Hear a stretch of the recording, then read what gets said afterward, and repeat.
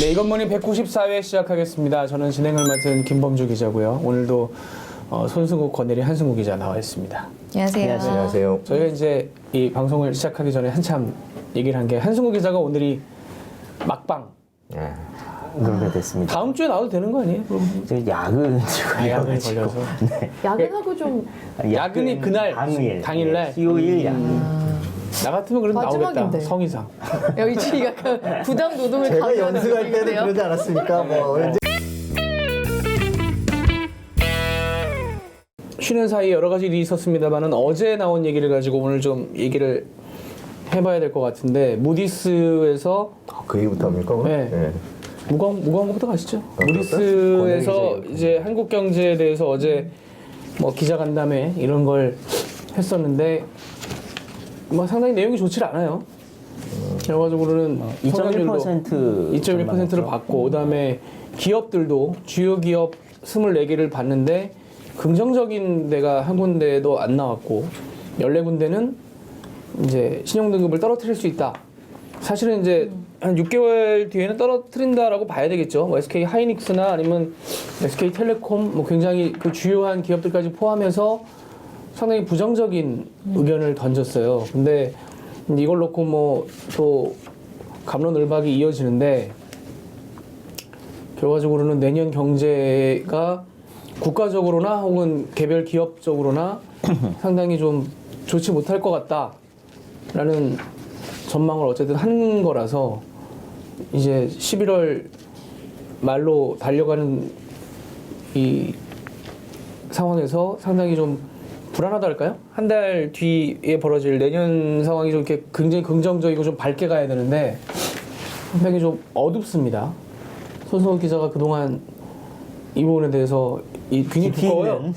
네.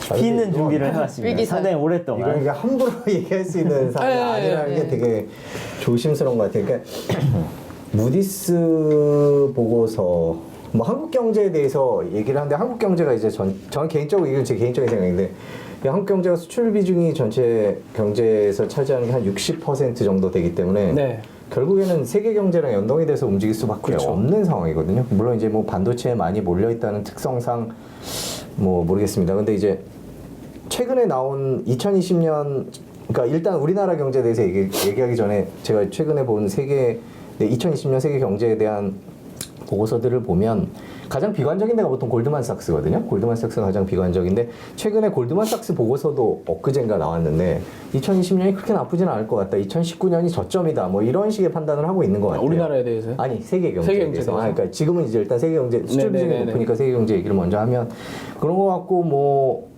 골드만삭스뿐만 아니라 다른 데들도 그렇게 2020년에 대해서 크게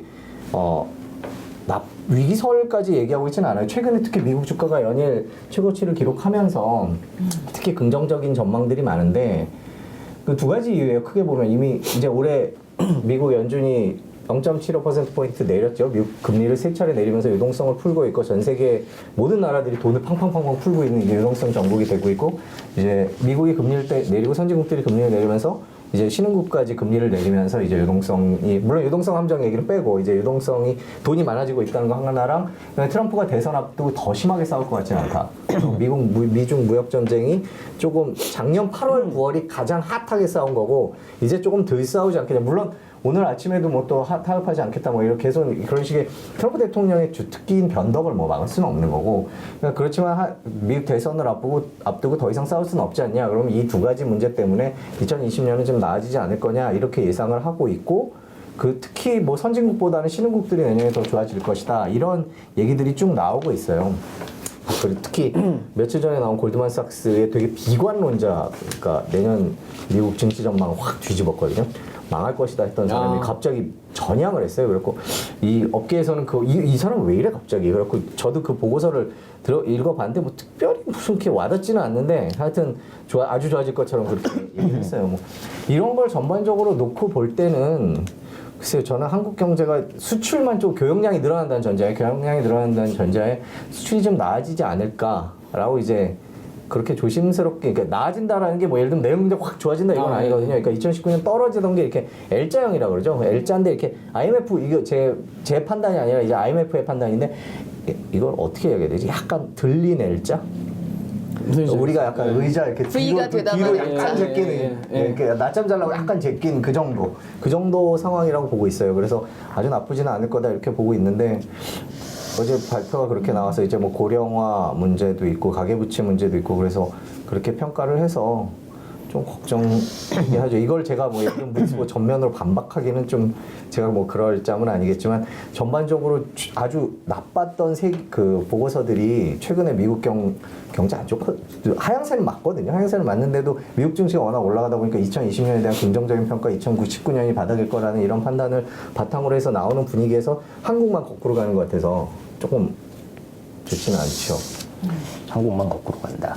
아니 물론 이제 안 좋을 거라고 전망되는 나라들도 있어요. 내년이 선진국 미국이나 유로존이나 일본 같은 경우에는 그렇게 좋지 않을 것이다라는 예상이 더 많긴 해요. 신흥국들이 내년 경제를 이끌어갈 것이다. 사실은 보고서들이 방금 말씀하신 거에 더해서 이걸 보면 이게 좀 더 답답한데 업종별로 전망을 내놓은 걸 보면 무디스가 내년 전망이 부정적인 업종으로 뭘 꼽았냐면 자동차, 반도체, 통신, 철강, 유통, 화학, 정유. 그게 그러니까 우리나라에서 수출 가장 순위, 그러니까 우리 대기업 수출 순위를 순위죠. 이렇게 일본 매겨놓으면 뽑은 냄새가 나요. 한국 신용평가는 뭘 위에서 꼽았냐면 들어오는 그런 거죠. 자동차, 건설, 항공, 철강, 유통, 화학.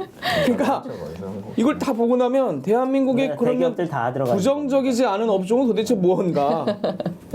조선 빠져 있네요. 조선 빠져 있고. 조선. 그러니까 어제 보면 이제 G20 국가들의 성장률은 2.4로 봤는데 한국은 2.1로 봤죠. 그러니까 이제 G20 국가들 평균보다도 못할 것 같다고 전망을 한 거죠. 그나마 올해 2.0을 전망을 했는데 올해보다는 낫다라고 보기는 본 거예요. 근데 뭐 올해 2.0이 될지는 모르겠습니다. 근데 이제 손석욱 기자가 방금 말한 걸 종합을 해보면 세계 경제가 약간 뭐 올해를 바닥으로 해서 좀 들릴 것 같다라는 전망을 하고 있는 가운데 IMF나 저기 모건 스탠리 쪽이 무디스뿐만 아니라 한국 신용평가까지 해서 한국의 업종들이 다 부정적인 평가가 나오는 걸 보면 그럼에도 불구하고 한국은 안 좋을 거다. 안 좋을 거다라고 얘기한다면 이건 좀 뭔가 우리가 심각하게 받아들이고 한번 고민을 더 아마 깊게 해봐야 될 부분이 아닌가. 그래서 그 부분을 놓고 지금 여러 가지 오늘 아침부터 이제 분석이랄까요, 아니면 주장이랄까요, 뭐 이런 게 쏟아져 나오는 거죠. 그랬더니 뭐 정부 탓을 하는 데가 일단 굉장히 많고요. 정부 탓이요? 네. 정부가 책임이 0이라고 할 수는 없겠지만 정부 책임이 100이라고 할 수는 없겠죠. 지금 상황에서. 네, 근데 뭐 일부 뭐 컬럼니스트나 뭐 이런 사람들은 정부가 굉장히 큰 잘못을 하고 있다. 이게 맨날 우리가 이런 문제가 닥칠 때마다 하는 얘기가 뭐 규제가 어떻고 뭐 기업들이 발목을 잡고 있고 하는 얘기가 이제 또 거기서 붙어 나오는데 글쎄요 뭐 그런 부분도 있겠습니다만은 기본적으로 우리 기업들이 그동안 또 쉽게 해왔던 것들 관행들이 있죠. 어차피 지금 여기 나오는 회사들이 어떤? 뭐 SK텔레콤이라든가 뭐 이런 회사들도 그렇고 저는 그러면 오히려 그렇게 봤는데요. 그러니까 어쨌든 올해 성장률 2.0에서 내년에 2.1로 했으면은 그나마 이제 뭐 더 내려가지는 않고 최소한 오를 여지는 있다라는 가능성. 그러니까 이걸 어떻게 보느냐. 예, 그다음에 그 업종이 그러니까 우리나라에 정말 큰 덩어리를 차지하고 있는 그런 기업들에 대한 업황이 전반적으로 부진하다고 하면서도 이렇게 소폭의 성장을 전망을 했다고 하는 거는 그만큼 정부가 돈을 더 써야 된다, 더 쓰라는 얘기 아닌가라고도 읽었거든요, 저는. 그러니까 이거 참 어떻게 보면 이렇게 던져놓고 무디스가 뭐 걔네가 신도 아니고 그럼요. 모든 걸 명확하게 정확하게 내년을 전망하는 점쟁이도 아니지만 아주 그렇다고 구체적으로 막 그 설명을 달아놓은 것도 아니라서 왜 우리가 이렇게 보느냐라고 설명을 막 구체적으로 달아놓은 것도 사실은 아니라서 이제 아까 얘기한 거 좀 연결해서 하면 미중 무역 전쟁 가장 타격이 큰 나라가 미국이랑 중국이랑 싸우자면 미국이랑 중국은 내수가 든든한 나라들이거든요. 근데 미국, 중국 사이에서 미중 무역 전쟁 때문에 손해를 보는 건 우리나라고 그 전 세계적으로 그렇게 투자를 멈칫멈칫하게 하는 불확실성이 커지면 반도체가 직격탄을 맞지 않습니까? 뭐 예를 들면 클라우드라든지 이런 투자들이 안 이루어지고 있기 때문에 그래서 어떻게 보면 우리나라가 지금 현재 상황에서 지금 정부를 편을 든다는 게 아니라 그 우리나라 경제 구조상 일단은 우리나라 가장 힘들 수밖에 없는 구조다라는 걸 깔고 들어가야 될 것 같아요. 그러니까 예를 들어서 전체 나라 몇 중에 몇 등이다. 라고 얘기하기에는 정말 미국은 진짜 몇만 달러짜리 소비자가 몇억 명이 있는 나라, 중국은 돈은 없지만 그 이상의 인구가 있는 나라. 그래서 서로 약간 치고받아도 내수가 버텨주는 나라들인데, 심지어 일본도 고령화가 돼도 내수가 있는 나라죠. 근데 우리나라는 그게 아니라는 특성 때문에 우리가 몇 등이다, 뭐 떨어졌다, 이거보다는 그냥 우리나라는 좀 다르게 봐야 되지 않을까 싶어요. 대신에 이게 극적으로 화해가 되고 교역량이 급격하게 늘어나면 또 가장 빨리 좋아질 수 있는 나라가 우리나라이기도 하거든요.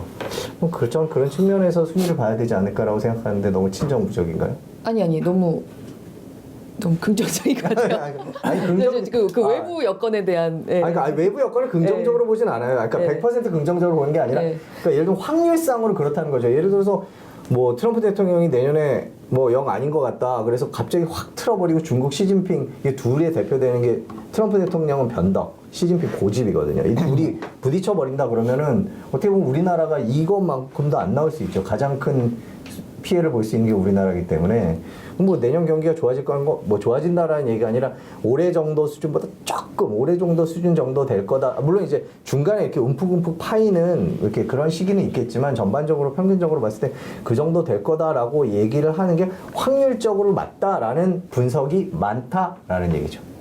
지금 외신들이 보면. 그러니까 지금 아이고 이게 뭐 긍정적인 얘기가 나와도 우리나라는 빠지죠. 정말 뭐 이럴 판국에, 아니 무디스의 판단도 비슷해요. 어제 무디스의 얘기도 수출, 특히 반도체 부분에서 크게 축소되지 않고 바닥을 치고 올라오는 형태가 될 거다.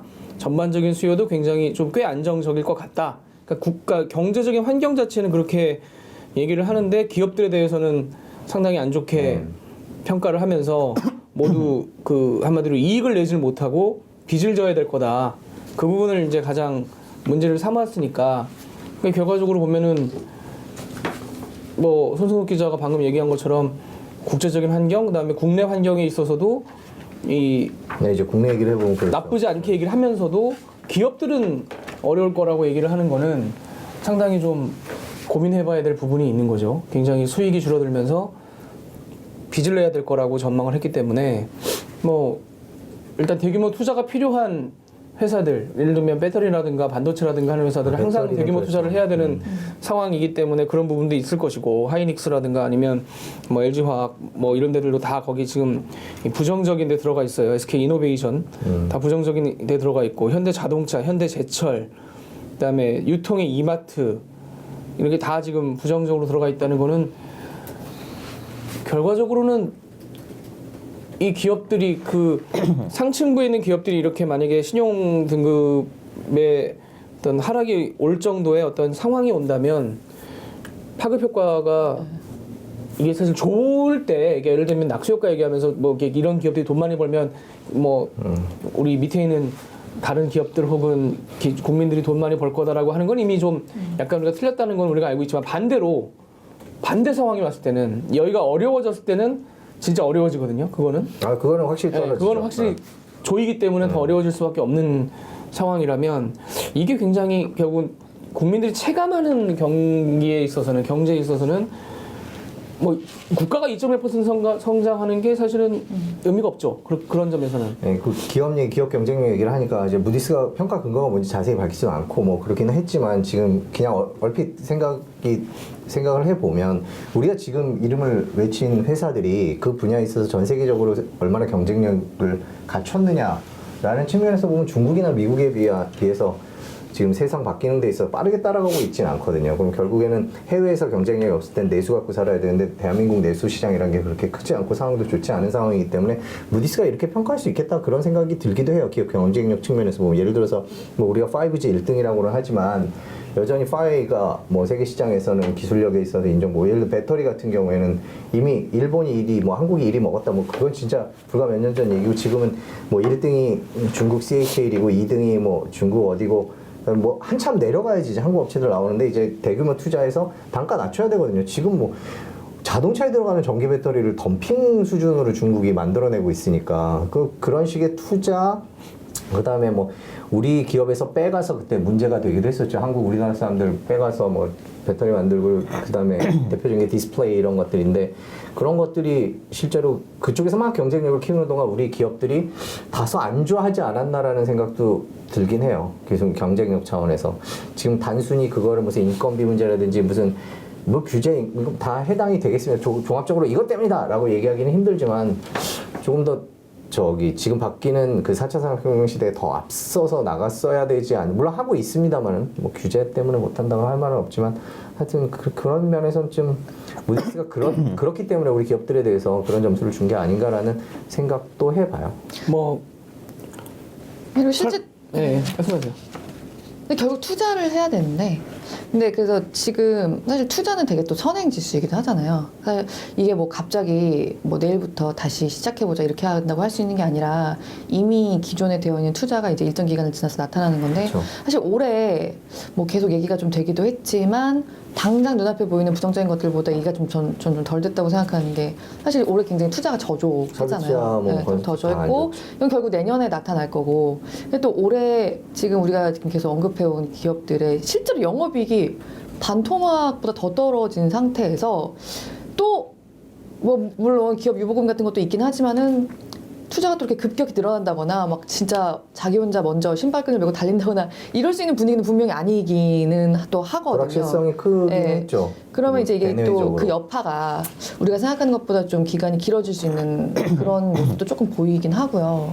또 올해 그렇게 실적이 안 좋았으면 기저효과 상으로 해도 내년에 좋아질 것 같아요. 그렇게 얘기를 해야 사실은 되는데 근데 지금 그 얘기도 안 내년에 나오니까. 좋은 조금이라도 숫자가 올라간다는 거는 기저효과 감안하고 나오는 그러니까 기저효과예요. 네. 사실상 뭐 이렇게 아무도 기저효과라고 딱 잘라서 얘기하진 않지만 올해가 워낙 안 좋았기 때문에 이제 그런 식의 얘기들이 이루어지는 거겠죠.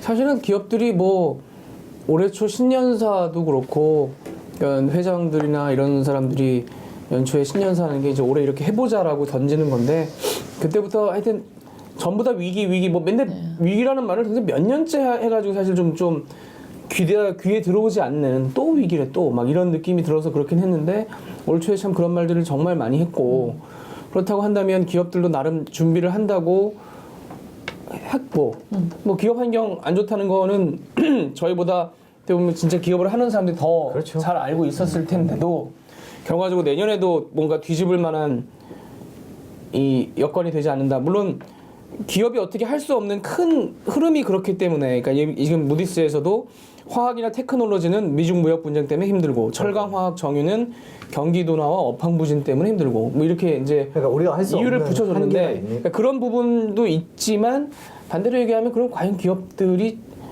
그러니까 너무 정체돼 있었던 건 아닌가라는 생각은 또 들긴 해요. 그러니까 업종 자체가 크게 바뀌지 않고 기업들이 갖고 있는 어떤 기술력이라는 게 정말 하루아침에 되는 건 아니겠습니다만은 이런 어려움을 뚫을 정도의 압도적인 기술력을 갖고 있는 것도 사실은 아닌 경우들. 예를 들면 부정적인 회성이 물론 긍정적인 그 회사들 이름에 삼성전자라는 게 없긴 하지만 결국 삼성전자는 부정적인 내용에서 좀 빠져 있단 말이에요. 네. 그러니까 약간 독보적이라든가 좀 뭔가 좀 튀어나가는 회사들 같은 경우는 거기에 빠져 있기 때문에 그런 점에서는 여기 리스트에 오른 기업들 입장에서도 한번 좀 뼈저리게 좀 그렇죠.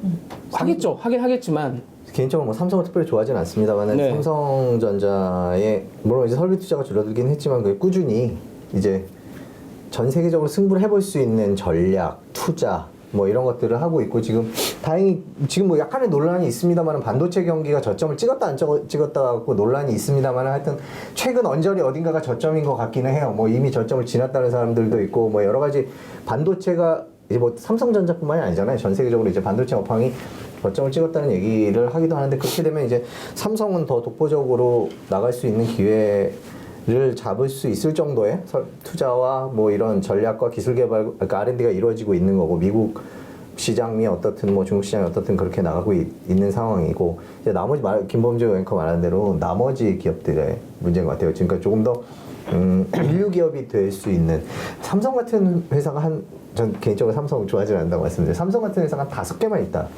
참 좋을 것 같아요. 네, 대한민국. 그렇게는 지금 우리는 삼성의 비중이 너무 지금 너무 코스피 크니까. 시총에서 네, 30%가 아니 근데 삼성의 비중이 높은 것이 삼성의 잘못은 아니죠. 아, 그렇죠. 그러니까 제 얘기는 네, 5개가 다른 너무 회사들의 이 잘못. 5개라는 그 숫자가 너무 멀게 느껴진다는 거예요. 아니 만약 우리나라에 그렇게 네, 그렇게 되면 우리는 다른 나라가 되네요, 그런 완전히. 대기업을 네. 말하는 거 아니에요. 그러니까 네. 우리나라만 할 수 있는 경쟁력 있는 회사들이 있지 않습니까? 앞으로 어떤 미래의 기술이 나올지 모르는데 지금 스타트업들이 솔직히 예전에 카카오톡 나왔을 때 지금 이렇게 대기업군에 들어가고 이런 거 몰랐었잖아요. 그러니까 그런 회사들이 계속 나와줄 수 있는 분위기가 되는데 물론 기업하시는 분들은 뭐 무역 전쟁이나 대한민국의 각종 정책 뭐 이렇게 반기업적이라고 주장하는 그런 정책들 때문에 하기에는 너무나 불확실성이 컸다 이렇게 얘기를. 근데 제가 올해 하기도 조금 해요. 젊은 그 스타트업 하는 사람들 많이 만났거든요.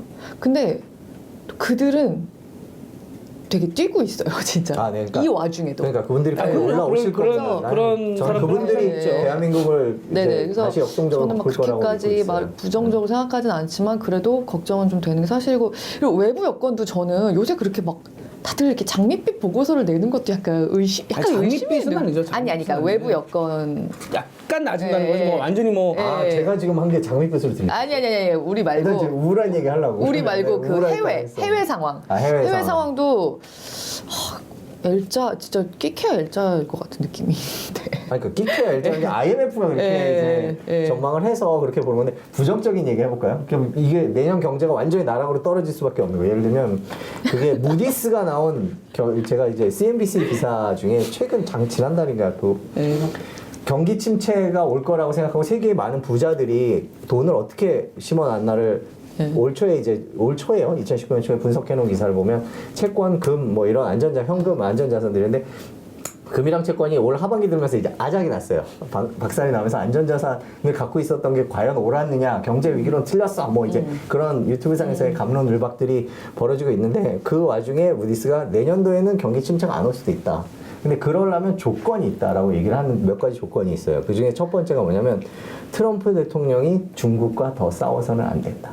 그러니까 지금 제가 말하는 모든 조건이 맞아야 경기 침체가 아니라 L자형 성장이 될 수 있다. 그나마 약간 그게 뭐냐면 싸우면 안 된다. 트럼프 싸우면 안 된다. 그다음에 영국의 존슨 총리가 브렉시트를 잘 해결해야 된다. 그다음에 미국 연준이 금리 갖고 그 나쁜 말 하지 말아야 된다. 그 파웰 연준의 매파적 발언 하지 말아야 매파적 된다. 발언을 하면 안 되고 계속 유동성을 풀어줘야 된다. 이 세 가지 조건이 1년 내내 이어질 때 경기 침체가 오지 않는다. 이게 무디스 얘기인데 좀 하나라도 삐끗하면 하면은 경기 침체가 온다는 온다는 거 아주 쉽게 예상을 해놨죠 무디스가. 이게 세계 경제에 대해서 경기 침체를 막는 법이라는 보고서였는데 그래서 보면은 가만히 이걸 보면서 제가 무슨 생각을 했냐면 트럼프 대통령이 안 싸울 것 같지도 않고 영국이 뭐 이렇게 잘 해결될 것 같지도 않고 그다음에 연준이 이제 금리 더 안 내리겠다 그랬거든요. 이제 이 선인데 내년에 미국 인플레이션이 얼마나 될지 모르겠지만 물론 이제 인플레이션이 그렇게 심각한 수준으로 가지는 않을 거라는 예상이 무세합니다만 하여튼 전에 파월 의장이 정치력이 좀 많이 늘기는 했는데 그래도 말 한마디 삐끗하면 또 후청휘청 하잖아요. 그래서 그런 면에서 놓고 볼 때 경기 침체 가능성은 정말 언제든지 내년에 2020년 그러니까 L자형이지만 정말 언제 하나만 삐끗하면 쭉 내려갈 수 있는 아슬아슬한 상황이 이어지겠고요. 특히 미국 대선 분위기에 따라서는 트럼프 대통령 같은 경우에는 만일에 민주당에 좀 밀리고 있다. 그럴 경우에 무슨 카드를 뭔가 써야 되잖아요. 이제 그런 상황이라는 거와 그다음에 집권당 입장에서 경제가 안 좋은 상황에서 재선을 노릴 수는 없기 때문에 그래도 꾹꾹 참아가면서 경제를 살릴 것이다. 이 두 가지의 주장이 맞부딪히고 있는 상황에서 어떻게 될 것이냐. 그러니까 이거는 뭐가 어떻게 되는지 간에 경제가 가장 싫어하는 불확실성이 상존하고 있는 상황이기 때문에 마냥 좋아진다라는 장밋빛 전망은 저는 아니라고 아니 봐요. 손석희 기자는 저 장밋빛 얘기한 걸로 받아들이지 않았는데 이렇게 덜 나쁘다는 취지에서. 아니 왜냐면 앞부분이 저도 생각해보니까 말한 게 약간 너무 장밋빛으로 얘기한 것 같아요. 아니요 L자보다 약간 들린다는 정도였으니까 그러니까 이게 왜냐면 올해가 워낙 안 좋았기 낮잠 잘 때 눕는 의자 같더라 그랬는데 그렇게 많이 누운 게 아니라 이렇게 눈치 보면서 약간 V가 되다만 해. 그게 아니고 부위가 되다만 해도 굉장히 굉장히 올라가는 짬밥이 거고. 높은 낮잠이고 예. 그러니까 그 지금 세 가지 조건은 들어보면은 그게 이 시점에서 경기가 좋지 않다고 보는 이유의 세 가지인 것 그렇겠죠, 같아요. 그렇죠. 예, 그러니까 그 부분이 해결이 되면은 뭐 경기가 좋아진다라고 하는데 어떻게 보면은 그 트럼프 대통령의 변덕은 이제는 우리가 그 대변수로서 상수로 놓고 판단을 해야 되는 게 아닌가라는 생각이 좀 듭니다. 요새 뭐 방위비 협상하는 거 봐도 그분은 막 1시간 반만 그냥 막 나가버리잖아요. 일단 결렬됐다. 아니 저는 우리나라에 그거 요구했다 그러고 일본에 얼마 요구했다는 거 보면서 이게 동맹인데 저 역시 동맹도 이제는 어떻게 보면 뭐 그러니까 이게 뭔가를 이렇게 벌어들여야 아무튼 아니 벌어들여야 되는 게 기본 마인드인 것 같아요. 기브앤테이크가 뭐 그러니까 확실한 뭔가 것 받아야 되는 같습니다. 거. 그러니까 지금 미중 무역 전쟁에서 포인트가 중국이 그 니네 관세 때린 거 이렇게 없었던 걸로 하자. 요게 이제 나름 포인트 중에 하나로 페이스 1이라 그래갖고 지금 1단계 뭐 그거 하고 있는데 지금 무슨 생각이 갑자기 들었냐면 트럼프는 이거 관세 받는 거잖아요. 그러니까 뭐 이렇게 가져가는 걸 좋아하기 때문에 아니, 트럼프는 심지어 관세를 붙이는 것이 미국이 돈을 벌어들이는 그런 방법이라는 식의 개념으로 발언을 저는. 계속해가지고 이게 뭔 소리냐는 얘기를 엄청 들었죠. 그러니까 그 미국 정부가 벌어들이는 건지 실제로 그거는 다 소비자들이 지불해야 되는 돈이고 미국의 수입업자들이 지불해야 되는 돈일 수도 있는데 아니, 저는 선배 아까 유동성 함정할 때 차치하라고 말씀을 하셨는데 사실 저는 돈도 좀 너무 풀었다는 생각도 약간 들기도 하고요. 그리고 뉴욕 증시가 정말 지금 역대 최고치를 계속 경신을 하고 있는데 이거 과연 얼마나 더 행진을 이어갈 수 있을지도 약간 저는 물음표가 있거든요. 그러니까 저는 이제 지금까지 조금 그래도 조정기는 올 약간, 거라고 봅니다. 저도 조정기는 올 거라고 보는데 게다가 미국 지금 사실 미중 무역 협상에 약간 스몰딜이 아니고 중딜 정도까지 기대감도 조금 반영이 된 느낌이 조금 있는 데다가 되게 구조적으로는 사실 이제 트럼프 대통령은 내년에 재선에 모든 것에 초점을 맞춰서 움직이긴 할 건데 제가 보기에는 여기서 약간 삐끗한 시나리오가 하나 있는 것 같아요. 생각보다 중국이 너무 버틴 거죠. 많은 사람들이 예상을 했던 게 트럼프 대통령의 생각은 중국을 막 밀어붙여가지고 한 재선하기 얼마 전쯤에 중국이 완전 항복. 이 정도라면 중국은 항복할 수밖에 없을 것이다. 항복하고 나면 그때부터 싹 풀리면서 미국이 이기고 경제 상황도 되게 풀리면서 수출 교역량도 많아지면서 나는 재선. 약간 요 시나리오를 그린 것 같은데 생각보다 중국이 너무 버티면서 사실 지금 이렇게 중딜 이렇게 되면 그건 예. 저는 잘 모르겠어요. 그렇게 과연 그렇게 쉽게 생각하지는 않았을 것 같고. 트럼프 대통령이 이 정도의 저항을 예상했을까요? 그러니까 미국 전체는 저는 모르겠어요. 트럼프 대통령이 어떻게 예상했는지 모르겠지만 미국이 트럼프 대통령이 아니라 다른 누가 됐어도 저는 중국과 싸울 수밖에 없었다고 봐요. 근데 그래서 그 얘기예요. 그러니까 네, 지금 이건 관세를 패권 전쟁이기 때문에. 그러니까 관세를 몇 개 푼다고 하더라도 결국은 그러니까.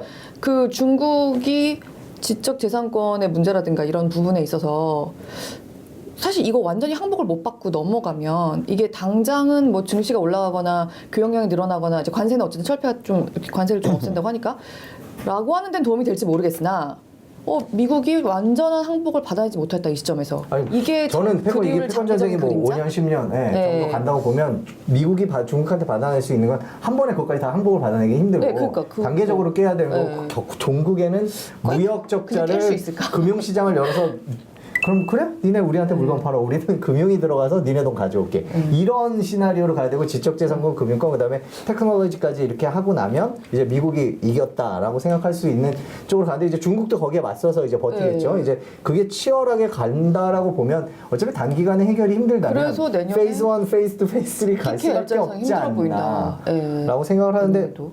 또 뭐냐면 내년에 또 뭐가 있냐면 내년 2020년에 선거가 많은 해예요. 그래갖고 내년에 지금 아주 시끄러운 홍콩 선거도 있고 대만 선거도 있단 말이에요. 그리고 이제 그런 측면에서 볼 때 홍콩 문제 시끄러운 상황에서 미국이 중국과 싸울 수 있는 그러니까 미국 의회가 아무리 얘기를 해도 뭐 별 실효 구속력이 없기 때문에 미국 대통령이 이 무역 전쟁을 앞두고 경제 외적인 걸로 중국과 갈등을 빚을 수 있는 요인은 너무나도 많은 거예요. 뭐 그런 상황이기 때문에 암울하게 보기 시작하면 트럼프 대통령이 예를 들면 뭐 워런이다 뭐 누구다라고 민주당한테 좀 뒤진다라고 생각할 때 쓸 수 있는 카드는 되게 많은 거예요, 내년에. 그렇기 때문에 그런 측면에서 불안하긴 한데, 일단 12월 달까지는 저는 기본적으로 페이스 1이 만족스럽지는 못하더라도 트럼프 대통령이 또 이렇게 뭐 트위터에다 하면서 어느 정도까지는 하고 그 단계를 했다는, 물론 주가가 아까 권일 기자 미국 주가가 마냥 막 올라가지는 않을 거다라고 했는데 저도 거기에는 동의를 합니다. 지금 이미 뭐 사상 최고치를 기록하고 있는데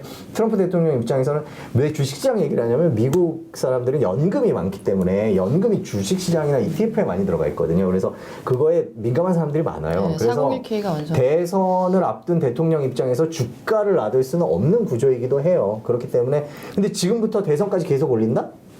불가능하거든요. 그렇게 올릴 수는 없기 때문에 어느 순간인가는 한번 조정을 거치죠. 제가 내년도 경제가 뭐 이렇게 L자형이다라고 IMF가 얘기하는 건 그냥 쭉 L자가 아니라 내려갔다 올라갔다 내려갔다 올라갔다라는 불확실성은 여전하다. 이렇게 봐야 되는 게 맞지 않을까 싶고, 무역 전쟁은 어떻게 트럼프 대통령이 지금 꾹꾹 참다가 뭐 오늘 아침인가 뭐 한마디 했죠. 한마디 했는데 뭐 중국 측이 자꾸 욕을 하고 있는데 중국도 지금 솔직히 계속 싸울 수 있는 여건은 아니거든요. 중국이 이제 의외로 미국한테 잘 버티긴 했지만 중국은 약점이 많은 나라예요. 그렇게 물론 솔직히 얘기하면 강점도 많은 나라긴 한데 그렇기 때문에 저는 페이스1까지는 어느 정도 가려고 하지 않을까라는 모르겠어요. 근데 트럼프 대통령을 예상한다라는 건 경제학자들도 잘 안 하시려고 근데 그러더라고요. 여러 기본적으로 이거 미중 경제 갈등에 대해서 뭐 손수호 기자도 아까 얘기했습니다만 헤게모니 갈등으로 보는 그런 사람들이 이제 많아졌고 처음에는 그냥 트럼프가 괜히 저런다라는 시각도 있었습니다만 이제 헤게모니 갈등으로 보는 시각이 많아졌고 이게 정말 헤게모니 갈등이라고 그러면 단기간 내에 해결될 수 있는 그러니까요. 문제는 전혀 아니기 그러니까요. 때문에 네. 그런데 권혜리 기자는 뭐 그러니까 그런- 그렇게까지 예상했겠냐 저는 처음부터 시나리오를- 이거는 이런 위험성은 충분히 인지하고 들어간 거고 근데 네, 이 상황에서 그렇게 하지 않을 수가 없는 상황이라고 미국이 판단을 저는 했다고 생각하기 때문에 그러니까 미국 입장에서는 이제 그 중국으로 헤게모니가 넘어가기 전에 마지막으로 배틀이다라고 생각할 수 있다고 생각을 했는데 중국이 생각보다 더 세게 버틴다고 근데 반대로 생각하지 중국 않으세요? 입장에서도 여기서 그러니까요. 꾸르면 가는 거니까. 그러니까 저는 정권이 끝나는 거죠. 그러니까 본인들도 네.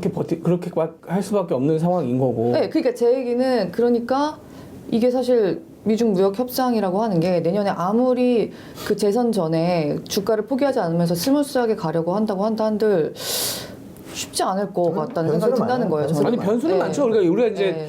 뭐 그렇게 딱 2020년 11월 말에 어떤 상황이 벌어질지 여기서 예측이 가능하다면 우리가 여기 왜 있겠습니까? 아, 그럼요. 가서 뭐라도 샀지. 뭐라도 사죠. 뭐라도 네, 팔든가. 네, 사죠. 뭐 그거는 너무나 변수가 많은 상황인 네. 건데 어쨌든 간에 내년의 전망은 종합 정리를 하자면 네.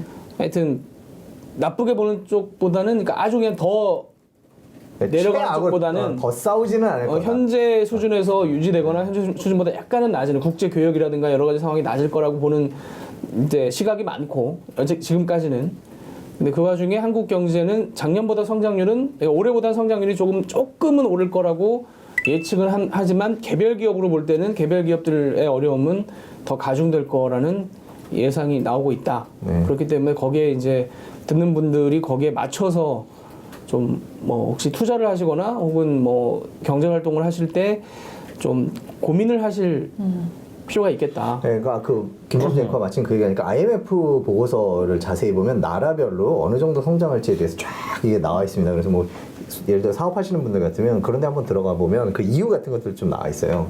그런 거 한번 찾아보시면 좋을 것 같아요. 갑자기 얘기를 하시니까. 근데 우리가 무역전쟁 얘기 이렇게 하는 이유가 뭐냐면 우리가 너무나 그거에 아, 그럼요. 너무나 네. 큰 영향을 받고 있기 아, 그럼요. 때문에 네. 제가 개인적으로 뭐 이제 쓰는 블로그가 있는데 거기에 마지막에 그거였어요. 트럼프랑 시진핑이랑 이제 그만 싸웠으면 좋겠다 라는 생각이 있고 내년에는 좀 덜 싸웠으면 좋겠다 그런데 이제 그렇다고 안 싸울 수는 없는 거고 계속 싸우는데 덜 싸웠으면 좋겠다. 아니, 근데 예를 들면 이제 지적재산권 문제라든가 이런 거는 트럼프가 좀 싸워서 코뼈를 부러뜨렸으면 하는 생각은 아, 그렇죠. 있죠. 우리 입장에서도 입장에서는. 그렇죠, 우리 그냥 입장에서. 그렇게 끝나면 안 되죠. 반대로 얘기를 하면.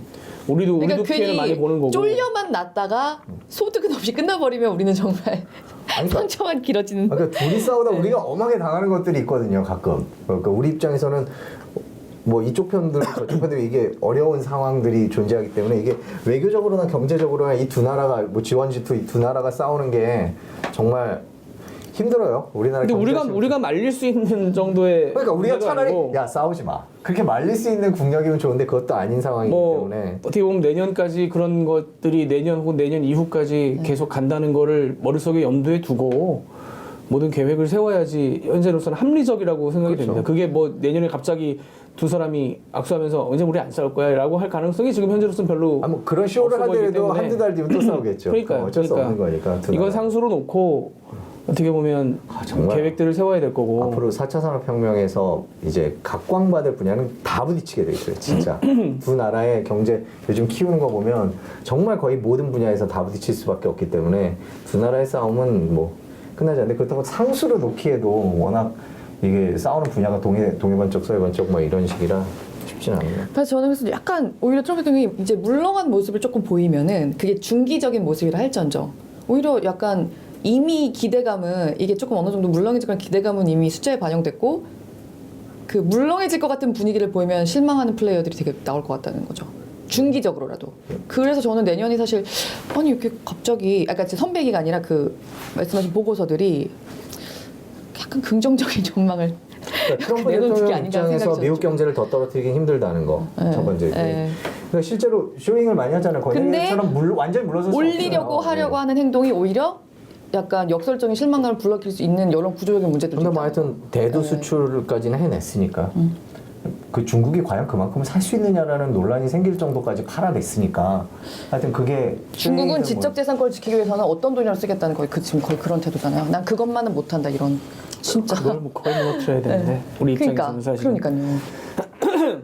자, 하여튼 뭐 우리가 뭐 중장기 전망을 너무 그러니까 함부로 이렇게 위험하게 하면 안 되는데 지금 뭐 위험한 얘기 한 네, 거 없잖아요. 아닌가요?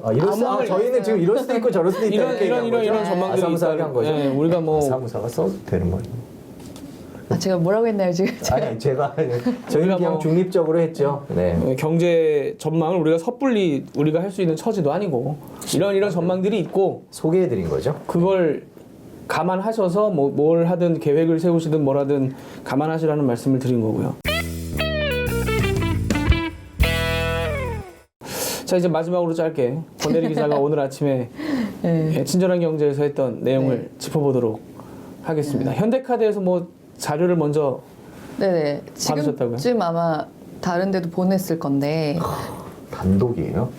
아유 단조리보다 그냥 하루 먼저 줬어요. 하루. 속보. 아니, 근데 요새 카드사들이 조금 빅데이터 경쟁도 조금 붙어서 그 자기들이 나름대로 테마를 뽑아가지고 자기네 카드를 통해서 받을 수 그쵸. 있는 그게 사실 정보들을 재밌어요. 네, 네. 재밌어요. 그 카드사들이 주는 그게 재밌더라고요. 근데 이번에 현대카드가 낸 자료는 뭐냐면 그 저희가 올 초에서도 손승우 선배 파리에서 돌아오시기 전에 한번 얘기를 했는데 제가 올 초에 취재를 한번 했었었는데 그 플랫폼 노동 앱들 에 대해서 한번 얘기를 했었고 제가 8시 뉴스랑에서도 했었거든요. 그러니까 한마디로 택시를 앱을 통해서 호출을 하듯이 일하는 사람과 그 이용하고자 하는 사람이 앱을 통해서 조건이 맞게 매칭이 되면 앱을 통해서 모든 어떤 그 일하는 방식에 대한 주문을 넣어서 가사 노동을 조각조각 쪼개서 의뢰하고 또 와서 일을 할 수 있는 그런 앱들이 요새 발달을 하고 이용자가 늘어나고 있다 이런 거를 한번 보도를 했었었는데 현대카드가 요거 데이터를 내더라고요. 그래서 실제로 정말로 올해 얼마나 썼나 그러다 보니까 이제 현대카드 자사 데이터만 놓고 했으니까 사실 이것보다 더 큰 규모라고 얘기를 할 수 있는데 실제로 많이 늘었어요. 그러니까 2017년 1월부터 10월까지 하고 올해 1월부터 10월까지 기간을 비교를 했는데 17년, 그러니까 2년 전 하고요. 2년 전 하고요. 그래서 작년에도 늘었지만 이제 재작년보다 한 235%가 늘어서 그 한 현대카드로 결제를 한 사람들만 올해 한 20만 건 정도를 썼더라고요. 근데 그게 재작년에는 5만 건 정도였거든요. 많이 늘었네요. 그리고 업체도 제가 취재했던 업체들이 그 안에 들어가 있었어요. 기준이 뭐였냐면 올해 현대카드로 이 앱을 의 결제가 70건 이상 이뤄진 업체들은 다 뽑은 거예요. 그랬더니 올해 20개 업체가 있어요. 아, 70건 이상이? 네, 가사노동 업체들이. 네, 네. 크게 가장 많은 게 청소업체, 그리고 청소. 육아, 그리고 세탁, 반찬, 집밥. 요렇게 4가지. 반찬 집밥. 네. 근데 요런 업체, 근데 업체 자체는 사실 원래 처음에 사실 요런 플랫폼 노동들의 그 묘나 사람들이 흔히 얘기하는 게 묘요?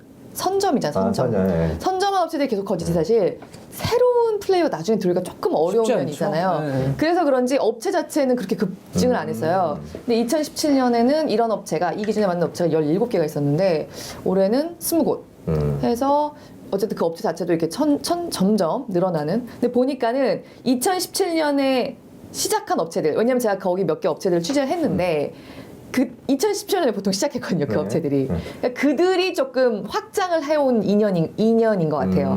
거기다가 이제 몇 개 업체가 늘고 하는데 특히 좀 특이할 만했던 게 하나는 일단 육아 서비스 앱이 폭증을 했어요. 육아 서비스. 육아 서비스를 부르는 게 워낙 2010년에 적기도 했지만 그 회사 사장님은 저희 다큐멘터리나 이런 데도 나오시더라고요. 네, 저도 취재를 했었는데 2600%? 그러니까 네. 물론 2010년에 워낙 적기도 네. 했었던 것 같은데 이게 사실 저도 이제 나가서 사람들 얘기를 들어보면 그 얘기를 제일 많이 하시더라고요. 맞벌이 부부인데 갑자기 애를 맡길 때가 없어진다. 그렇죠. 뭐 갑자기 그 입주 도우미 아주머니가 그만둔다고 통보를 해왔다거나 갑자기 내일 어린이집이 쉰다거나 아니면 다른 데들은 다 쉬지 않는 날인데 어린이집만 쉬는 그런 휴일들도 좀 있잖아요.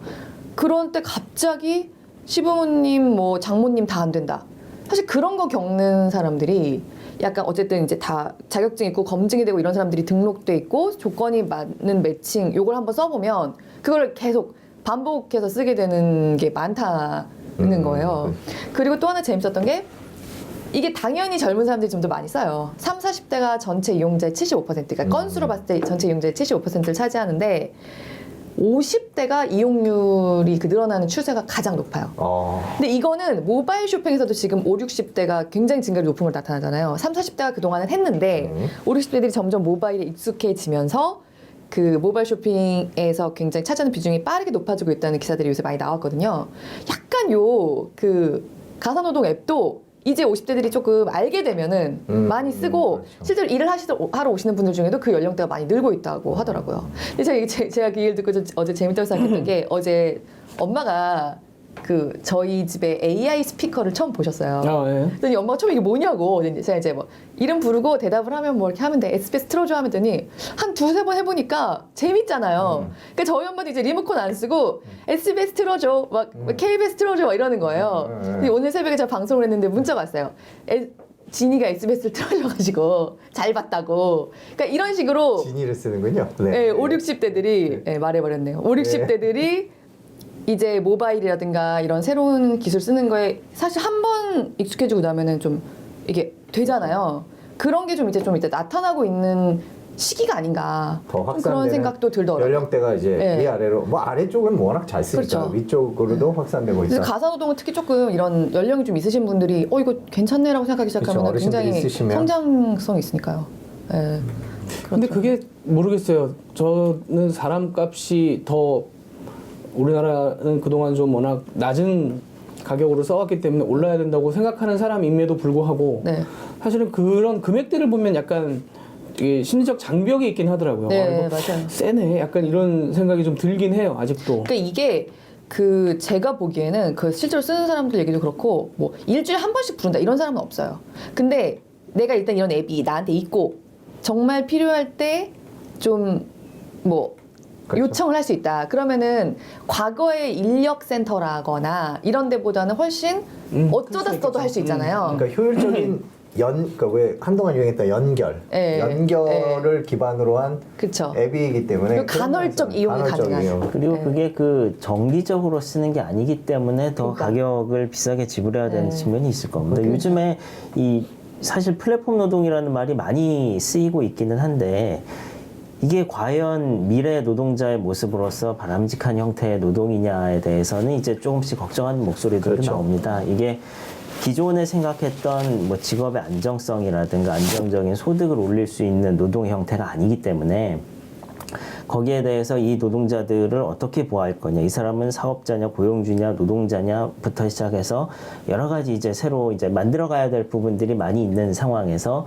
어쨌든 이게 뭐 일주일에 한 번 와주세요, 뭐 한 달에 한 번 와주세요 하면 그 사람한테도 그게 정기적인 수입이 될 수 있겠지만 내가 항상 뭐 말씀하신 대로 갑자기 뭐 어린이집이 내일 쉬네, 뭐 아니면 갑자기 우리 부모님이 아프셔서 못 오시게 됐네 이러면은 그야말로 이제 급하게 불러야 되는 상황 때 이제 주로 사용하게 되는 경우라고 하면 통상적으로 생각하는 비용보다는 조금 더 지불을 하게 되는 게 맞을 수밖에 없죠. 근데 또 이게 보면 볼수록 그리고 실제로 이제 유럽이나 미국이 우리나라보다 플랫폼 노동이 먼저 이렇게 좀 자리 잡았잖아요. 거기서 이제 나오는 결과들을 보면은 기존의 어떤 회사라고 하는 플랫폼 노동의 가장 큰 그것 중에 하나는 사실 어떤 회사라고 하는 울타리, 조직 이런 게 없는 거잖아요. 그렇죠. 그러니까 진짜로 다 만인의 만인에 대한 투쟁이에요. 굳이 표현을 하자면 여기서 경쟁력이 있는 사람들은요 플랫폼 노동으로 굉장히 수입을 올리거나 말하자면 회사에서 자기가 불필요하게 했던 것들 다 없이 굉장히 경쟁력을 갖춘 사람들도 분명히 나오거든요. 하다못해 우리나라의 배달앱 기사들도요. 진짜 왜 본인이 이거를 어떻게 내가 이 앱에 호출을 받고 하는 것을 어떻게 운용하는 것이 가장 효율적이다라는 거를 빨리 파악하고 쓰는 사람들은 제가 언뜻 들으니까 진짜 그 수입이 장난이 아닌 거예요. 그러니까 똑같은 앱이고 똑같이 배달을 하는데 이 운용 방식을 본인이 어떻게 하냐에 따라서 이 수입 격차가 어마어마하게 나더라고요. 맞아요. 배달앱 그렇다고 기사분들도. 하더라고요. 예. 근데 심지어 뭐 플랫폼 노동에 이제 변호사 같은 사람들까지 들어가게 되는데 이제 회사의 보호는 없어요. 진짜 플랫폼 노동은. 그러니까 조금 떨어지거나 내가 조금 경쟁력이 뭐 어떻거나 효율성이 떨어져도 보호해준 울타리는 하나도 없어요. 플랫폼 노동은. 그러니까 잘하는 사람은 굉장히 더 벌면서 자기 시간도 막 쓸 수 있고요. 그런데 대부분의 하죠. 예, 자유롭다. 대부분의 사람들은 그런 어떤 보호막이라고 해야 되나? 그러니까 울타리라고 해야 되나? 보험이라든지 뭐 네. 복지 혜택이라든지 이런 게 없잖아요. 그러면 대표적인 게 이제 우버가 잘 미국에서 뭐 하고 뭐 혁명이다 그러고 상장까지 하고 했지만 지금은 그 우버 노동자들에 대한 처우 문제 이런 것 때문에 이제 캘리포니아나 이런 데서 이제 소송도 벌이고 있고 이제 그게 지금 우버 주가에 반영이 돼서 우버는 저 바닥을 기고 있는 상황이거든요. 근데 뭐 말했듯이 보장이 안 되지만 좋은 사람은 정말 별 5개 받는 분들은 뭐 어떻고 이제 그런 경쟁과 결국 그걸 맞춰 나가는 과정인 것 같아요. 지금은. 우리가 뭐 얘기를 합의를 하면서 보는 거죠. 기업이 혁신을 해야 이 치열한 경쟁에서 살아남는다라고 얘기를 하지만 플랫폼 노동이 보편화되는 순간 그 혁신의 노력은 정말 노동자 개개인이 해야 모든 될 수 사람 있습니다. 기업이죠. 네. 아니 그래서 유럽이 경기가 조금 좋아질 때는 플랫폼 노동이 좀 후퇴를 하더라고요. 왜냐하면 사실 그렇게까지 경쟁력이 있는 사람은 사실 그렇게 많지가 않잖아요. 그러니까 노동자 우위의 시장이 되면은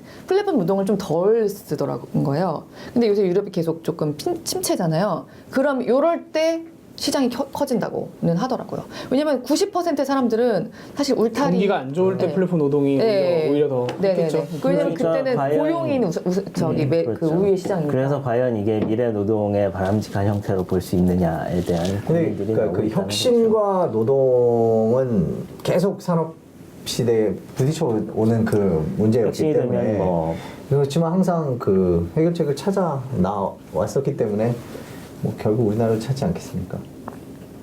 마무리가 됐죠. 마무리가 됐죠. 마무리가 됐죠. 어디 가십니까 지금? 어디 가셔야 됩니까? 명랑 뭐 만화 같아요. 갑자기 네, 명랑만을. 아니 그게 아니라 11시에 또 회의가. 아니 뭐 개인적으로는 써보면 편하긴 하기 때문에 그죠? 특히 전화를 어디를 해서 뭐 이런 분 좀 찾아주세요. 뭐 있어요 없어요 할 때 하는 것보다 사실은 그런데 들어가서 이렇게 제 조건을 누르고 딱 누르는 그렇죠. 순간에 연결이 됐죠. 사람들이 이렇게 뜨고 그래서 확인을 내 눈으로 일단 확인을 하고 이분은 괜찮겠다 뭐 이런 조건을 내가 따질 수 있는 그런 점에 있어서는 좀 편하긴 하더라고요. 그런 것들이 편하긴 한데 방금 근데 권혜리 기자가 얘기한 게 귀가 확 박히는 게 경기가 안 좋을 때 더 네. 사실은 그렇다라고 유럽에서 이미 보니 나타난. 네. 그게 또 그렇게 참 좋게만 보이지 않는 측면이 분명히 존재하는 거고. 그러니까 뭐 직장에 그러니까 쉽게 생각하면 뭐 경기가 안 좋아서 직장에서 잘려서 내가 뭐 아르바이트처럼 투잡 쓰리잡을 한다라는 게 플랫폼 노동이라는 이름으로 포장될 수도 있다는 거. 그럴 수도 있는 뭐 거죠. 그럴 수도 있는 있는 거죠. 거죠. 네. 근데 또 반대로 되게 잘 돌아가는 시장에서는 예를 들면 요새 약간 IT 인재들 같은 그러니까 경우는 배달 뭐 이런 게 다들 아니라 회사의 지붕으로 내려오려고 난리잖아요. 그러니까 프로그래밍이나 너무 뭐 극과 극인 컨설팅 거죠. 해주는 분들이나 네. 이런 분들은 그렇게 일하더라고요. 보니까 그런 분들도 있고 보니까 뭐 근데 이제 우리나라에서 대부분 순위에 있는 것들은 그런 것들은 아니잖아요. IT 그러니까요. 뭐 이렇게 그러니까 제 얘기는 그 이제 노동자 우위의 시장과 노동자가 열의인 시장의 이 그 모양이 너무 진짜 극과 극이라는 거예요. 한 근데 5년 10년 뒤에 우리도 그렇게 되는 거 아닙니까? 저 기자 해가지고 플랫폼 갖고 오늘 이것 뭐니 할 사람 철도 파업 취재할 사람이라서 이것 뭐니 할 사람 이렇게 갖고 그러면 그렇게 되는 거 아니야? 단가 낮아야겠다. 그래야지 해주는 거 아닌가? 무슨 얘기를 하니까 뭐 그럼 아니, 거기에 그것도 네. 해당돼요? 뭐 이렇게 요기요나 배달의 민족 같은 그런 배달 것들. 이거 제가 오늘 한 그 데이트는 딱 그거 집안일 앱 가사 노동 앱. 이거는 그래서 배달은 아니고. 육아 그러니까 배달을 빼고 그 진짜 집안일 앱을 조각조각 가져가는 그러니까 육아, 세탁, 청소, 그리고 집밥. 그러니까 정말 그냥 외식이라기보다는 진짜 밥 이렇게 해서 갖다 놔주는 그것들을 본 거예요. 아니, 배달을 빼고. 최근에 갑자기 집 앞에 이제 KFC 가끔 가거든요. 가끔 가는데 집 앞에 있어서 가는데 정말 우리 집에서 한 200m 네. 가면 이제 저희 집은 보통 패밀리 팩을 삽니다. 근데 많이 먹으니까. 근데 그래서 가려고 그랬는데 이렇게 무슨 앱을 딱 열었어요. 근데 쿠폰이 있는 거야. 그러니까 할인도 되고. 그러니까 정말 이게 진짜요? 네, 그래갖고 마침 치킨 먹는 날 그게 금요일 토요일 날 하면 아, 그 200m 앞인데 배달시키는 게 우리도 싸게 먹혔다는 얘기예요? 그 얘기를 하려고 그래요. 아니 물론 이제 가격 비슷해요. 비슷한데 이거 큰 차이는 재밌다. 없는데 뭐냐면 이게 거기 안 가고 이걸 시키고 있는 거야. 익숙해지니까. 그러니까. 재밌다. 그러니까 예를 들어서 멀리 있는 맛집을 뭐 하나 시킨다든지 예전엔 그랬어요. 김범주 앵커가 형 뭐 이태원에 있는 어디 그거 뭐 됐다고 시켜보라 그러면 그 햄버거 먹고 야 맛있다고 막 토요일 날 둘이 카톡하고 잠깐만, 선배 집에도 이태원에서 가요? 네?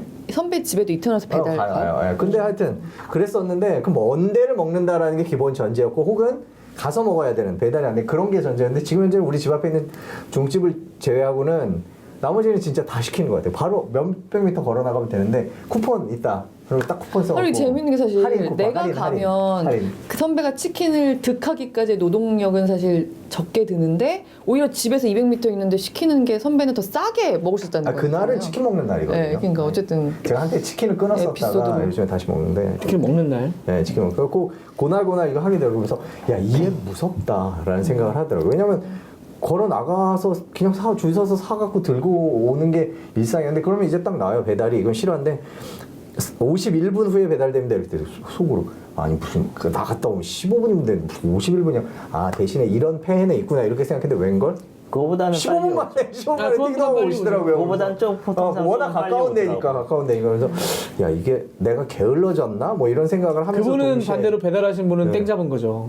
가까운 단거리 데다. 예, 뛰고 정말 단거리. 가격은 똑같이 받으니까. 근데 하여튼 게을러진 거 뭐 이렇게 살면 안 되나라는 생각과 앞으로는 그냥 다 이렇게 살게 될까? 예를 들면 집에 스피커가 있으면 뭐 지니 말고 뭐 없나 이렇게 하여튼 뭐 승우가 뭐 이상하다. 근데 하여튼 누구 그러고서 오케이 구글 뭐 오케이 구글 그러면서 저기 치킨 뭐 그 해도 이렇게 해갖고 그냥 오면 그 앱이랑 자동으로 연계해서 그냥 오는 그렇죠. 그런 네. 세상이 되나? 네. 뭐 이런 생각이 예, 들더라고요. 그런 거 그냥 하자. 나가서 사는 게 개발하자. 아니라 네. 그런 세상이 되나? 그런 생각 그게 들더라고요. 지금 배달의 민족이 그 냉장고를 비우겠다라며 아 그렇죠. 신사업을 지금 하겠다고 3km 반경 안에 있는 데는 뭐 감자 감자 하나도 하나도 배달하는 배달한다.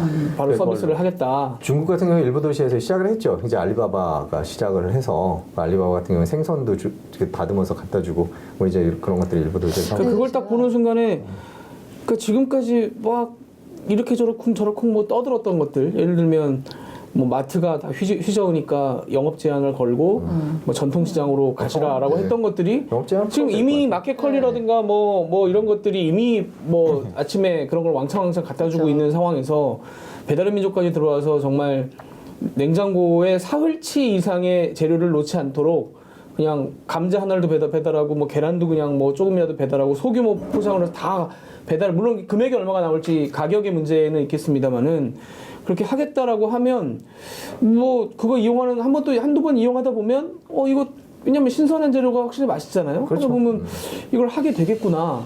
그렇다 그러면 정말 그 여파로 상당히 많은 사람들이 또 일자리가 흔들릴 거고 바뀔 거고 저희가 뭐 이것만 해서 뭐 몇 번을 말씀을 드렸던 부분이긴 합니다만은 그러니까 예를 들면 뭐 오프라인에서 음식 파는 가게들이 손님이 줄어요라고 얘기를 하지만 정말로 그러면 사람들이 밥을 하루에 2끼만 먹는 거냐? 그리고 저는 요새 더 사 먹는다고 보거든요. 아니 실제로 그 외식은 주는데 이 테이크아웃 그러니까 배달 포함한 이거는 이렇게 크로스로 올라가고 있어요. 아니 그러니까요. 네. 그러니까 이제 뭔가 현상에 대해서 잘못 이해를 하면 네. 그러니까 경기가 안 좋다. 우리 집은 텅텅 비었다라고 경기가 안 좋다라고 해석을 하는 분들이 계시는 반면에 반대로 이쪽에 새로운 시장이 열려서 나는 이걸 해보겠다. 이걸 하는 게 더 맞다라고 해서 뛰어드는 사람들이 나오는 현상이 벌어지고 있는 거고 그걸 우리가 좀 복합적으로 종합적으로 좀 보고 얘기를 해야 되는데 갑자기 그 얘기를 하시니까 생각나는 게 현대경제공본에서 내놓은 여러 가지 자료들 중에 내년을 대전환의 시대 그게 그 뜻이었는지는 잘 모르겠는데 하여튼 여러 가지에서 내년 대전환의 시대라는 표현을 하면서 여러 가지 이제 얘기들이 저는 그러니까 이런 그 나왔었는데, 방금 이제 권일 기자 얘기했던 그런 앱들부터 2017년에 시작했다고 그랬잖아요. 그게 뭐 당장 사람들이 써볼 땐 좀 주저주저 하기도 하고 이게 네.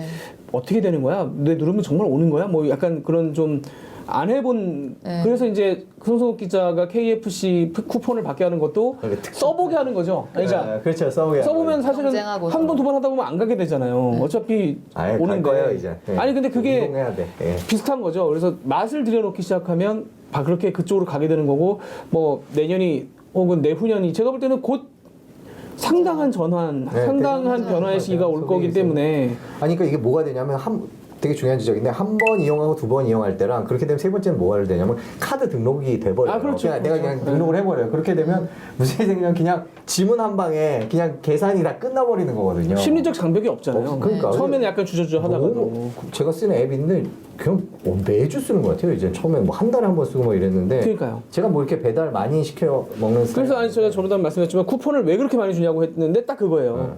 써보면 쓰게 될걸요? 치킨 먹는 날 딱 누르게 돼요. 그러니까 그것 때문에 이제 맞들이려고 쓰는 건데 결과적으로는 배달의 민족 그걸 딱 보고 저는 든 생각이 동네 그런 마트도 이건 위험하겠지만 시장도 이건 만만치 않을 거고 그러니까 그 바쁜 사람들 입장에서는 그걸 쓰게 된다면 그렇죠. 홍콩 요즘에 시위 나올 때 얘기 들어보니까 홍콩 뭐 가격도 비싸고 뭐 집에서 그 부엌이 없는 집이 그렇게 많다면서요. 홍콩은. 그러니까 뭐냐면 나가 사 먹는 거예요, 다. 근데 우리나라도 점점 이렇게 배달 오고 뭐 물론 나가서 다 사 먹진 않겠지만 그런 상황이 계속되면 뭔가 이렇게 빠르게 바뀌어 나가고 그럼 기본적으로 외식 사업을 하는 데 있어서 나는 요기요나 배달의 민족한테 배송비를 얼마 줘야 되고 이게 그냥 상수가 돼 갖고 계산이 되는 음식값이 계산이 되는 그런 식으로 점점 바뀌어 나가지 않을까라는 생각도 들더라고요. 가서 제가 이제 밥을 해야죠. 육아휴직으로 가는 거. 그렇구나. 그렇죠, 그렇죠. 아, 육아휴직의 자세가 또 아니, 그렇죠. 최종 의견 김학희 기자처럼 댓글 한 분 남겨주세요. 저는 잘 지내고 있습니다. 그런 거. 아 근데 가면은 안 쓰게 되더라고. 하여튼 잘 다녀오시고, 잘 다녀오시고. 네, 뭐 저희는 여기서 어떻게든 뭐 메꿔보도록 하겠습니다. 네, 다음 주에 한승호 기자 없이 다시 저희 셋이 다시 돌아오도록 하겠습니다. 자, 들어주셔서 감사합니다. 감사합니다. 감사합니다.